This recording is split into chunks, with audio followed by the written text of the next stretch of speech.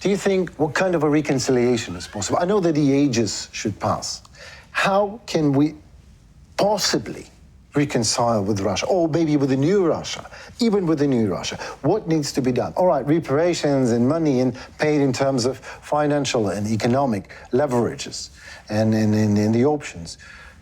But in terms of morale, of course, it will be very hard. And for me, I always, when I received the question whether when Ukraine received the victory in this war, I said that, you know, that is rather emotional response. Because if you're an optimist, if you think that your glass is full, absolutely full, you say that Ukraine can win this war in this year. But if you start to think more deeply, you understand that actually victory of Ukraine means the stop of Russian history, that Russia will not exist as a state. Because actually, as Russia still preserve itself as a big country, they constantly will think how to conquer Ukraine. Because it's a question of existential, actually, life of Russia. Because they as empire, they constantly will dream how to conquer Ukraine. That's why if at the end of the story, at the end of this war, the Russia will not exist as a big country, that Russia will be divided into several parts, I think that that will be the best solution. For me, it's hard to imagine. Nevertheless, I still remember a map that was demonstrated in the Turkish TV channel approximately 2019 or 2020, several years ago. And this Turkey vision was based on such a question like Turkey peace. Turkey peace, it's like it's response to Russian peace, and they said that all Turkish, not people, but Turkey language people living in Russia in 2050, in 30 years, even less than 30 years, will orient on Ankara. In case of realization of that map, there will be no Russia. It will be a lot of parts of Russia divided into independent states. I think in that case, it will be easier to Ukraine to make contact with that parts of Russia. But it's theory.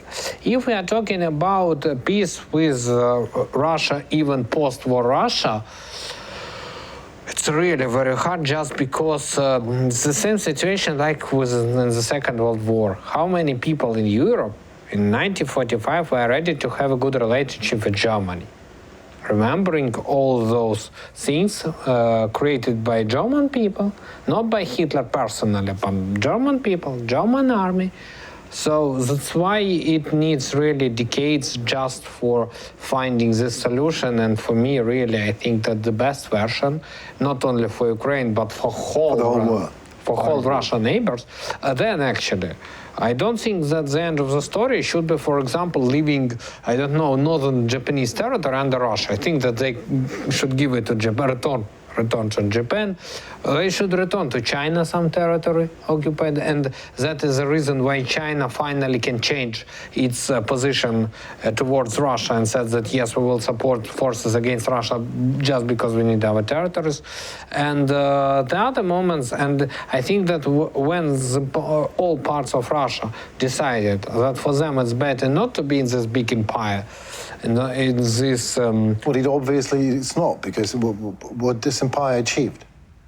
Nothing. I mean, it's almost 100 years passed after the World War II, and they're using German cars, Japanese televisions and cameras, American Facebook and telephone and smartphones. And what?